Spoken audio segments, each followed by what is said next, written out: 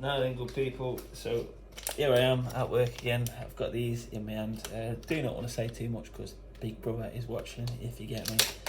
But here we have the gummies. You can smell the good stuff in them. They're only little bullets. Deal with all of these real quick. Tastes very weedy. This is my breakfast also. So yeah, it's 9:30. Once I've dealt with these, I'll check back in a couple of hours and I'll show you what the deal is.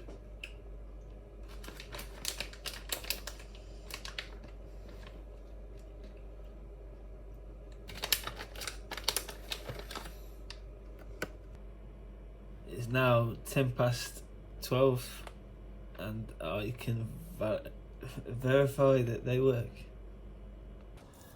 Now then, good people, so this is season 8 episode 2 of the Work Break Strain review, and it's not even the same day, so you just seen my little face while I was at the storage units doing all that business and I took the edible. So it kind of goes without saying, taking edibles at work is a fucking no-go. Do not fucking do it. You might get away with doing it with a lesser edible, such as one of them nerd ropes or something. I've had them, they claim to be 500, 600, and they don't even touch me. So I've had these TNT gummies, and the difference is they're made with RSO distillate. Sorry, they're made with RSO, so the actual Rick Simpson oil, not distillate. That's the big difference. I just think I'm immune to that distillate. It don't seem to do fuck all to me.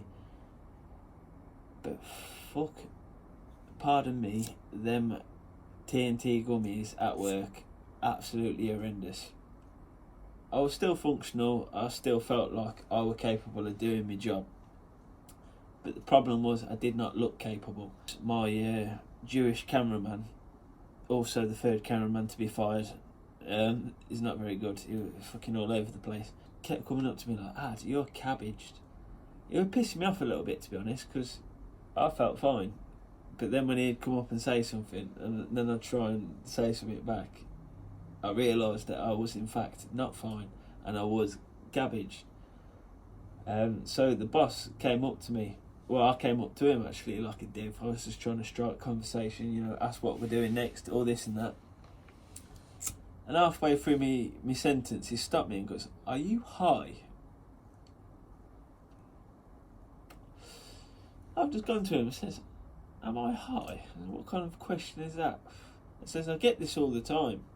I says, "I'm just squinty-eyed." I'm just squinty-eyed. He goes, "The eyes, mate, are a dead giveaway." That's what he says to me. So this were about 12 o'clock. And I knew he was a sound geezer. I said yesterday, he's a sound fucking guy. Don't care what we're up to, just left us to it the old day. He sat in the van, he couldn't give a fuck, because he was just being paid by someone else. And he goes to me, "Are you high?" I'm like, "No." I says, "I always get this, everyone always says I've got squinty red eyes." I said, "It's the redness, isn't it?" He goes, "Yeah." But he didn't buy it. He knew I was high as fucking giraffe balls. It's the edibles, man. Absolutely collapse the eyes to do. You can get away. I tell you what it was, it's the cardinal rule. You must first turn up on the first day, seized off your little head. So then all they ever know you as is a squinty-eyed, red-eyed fucking guy. And then when they see you normal, they're thinking, "What's up with him?"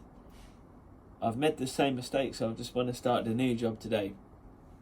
That were a Monday that I filmed the last episode of the Work Break Strain review. It's today, a Tuesday. I've started this new job and I've not turned up high.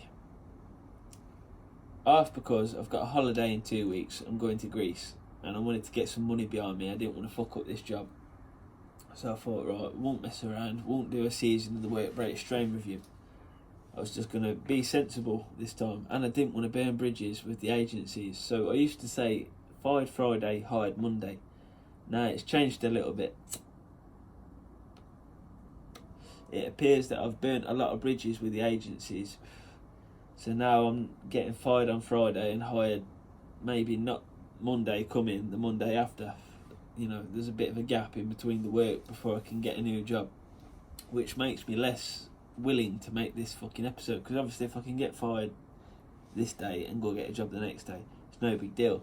But when there's a 2-week gap in between, it's a bit of an issue, and I kind of realised that I either need to move areas to where the agencies don't know me, or just be a bit more sensible. But the main reason why I'm blacklisted by a lot of the agencies up here is because I used to go to building sites, turn up, say I was ready to work, say I had a CSCS card, and then they'd do like the online digital check and they'd find out that I in fact had no CSCS card. So then they'd tell the agency, like, why have you sent this div, he doesn't have a card?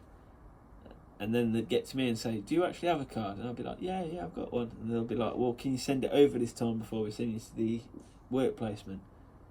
And I just never sent it up. So they obviously figured out that I was just a bit of a fucking piss taker. I've only actually ever been called out twice for being high at work. Never up front like this geezer did yesterday. One was Nigel, because I kept sneaking off to the allotments and going smoking dope in the sheds next door, and the lady come down and complained about me. Her parents were cool with it, the ones who caught me, the old guys that owned the allotment. They were sound as pan, but they told the daughter, and she was some like head of parish council, and she's gone absolutely mental, come down to the building site shouting her head off. I've come back from a work break, Chinese died, and they're like, oh, you're in fucking trouble, you are. I was like, why? They're like, some woman's come down here shouting about you. I didn't believe them. I says, you're just trying to have me on. You're just trying to take me for a fool. I ain't having it.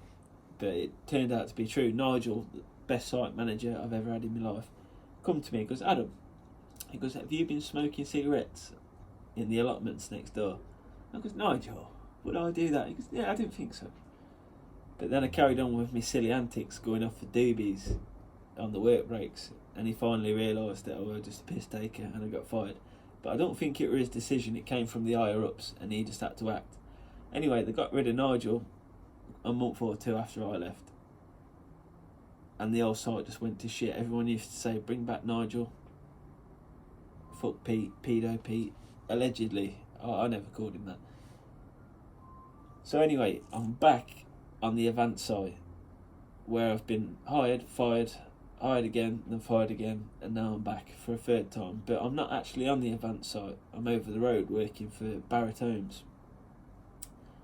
And like I said, I've got another leg coming up, so I weren't going to do a season of the Work Break Strain Review, but I've turned up on site today, and I've seen a lad there, and he knows me. And he's already told people, he goes, he's got a YouTube channel. And what does it show me doing on this fucking YouTube channel? It shows me sneaking off at break time and smoking doobies. So now basically, anyone in his little gang, which is about 15 people, who does not like me, which is bound to be one person, all they have to do to get me booted off site is go in and show the bosses, look, this is what this div does, and I'll be gone. So I weren't going to make a new Season 9 Work Break Strain Review, I was just going to keep it kosher, get the money in so I could go on holiday. But now I know that Jed has spilled the beans, I may as well carry on and do my thing, ain't I? And, double down on it. So yeah, there will be Season 9, Episode 1 starting tomorrow, but this was Season 8, Episode 2, Edibles at Work. Just to clarify, do not do edibles at work, you will get caught. Maybe if you do shitty edibles, yeah, but these TNT gummies are not to play about with. They ruined me for about 10 hours. Even in the evening, I was perking up a bit, then I went and smoked a doobie, and I thought, fuck me, why is this doobie so strong? I've smoked this before, it don't do this to me. Then I remembered, it's because you ate the fucking sweets, didn't you? But yeah, shout out TNT gummies, absolutely nasty business, or good business, whatever way you look at it. You only need probably 1 or 2 of them, and it'll take the edge off. I'm immune to edibles, and they fucking ruined me. So it's kind of like, I'm glad it happened this is how I wanted it to happen. I didn't get fired, so it's all good. The geezer knew I was absolutely lit off my tit, and he let me carry on because it was the last day anyway, and he needed us. And his sound is full. My tie he had no teeth, so he probably smoked a rock or two. Bash, bash, bash. He's a good geezer though. But yeah, tapping out. I'll jump back shortly with a different fucking episode. We've got the ball rolling. If I can get 3 uploads on YouTube in 1 week, goddamn, I'll be killing it. I ain't have 3 uploads in 2 months. So yeah, tapping out. Your host with the least, Rolls Royce, 2 hoodies, 1 coat, no car, stick in the dump, and I'm out of here.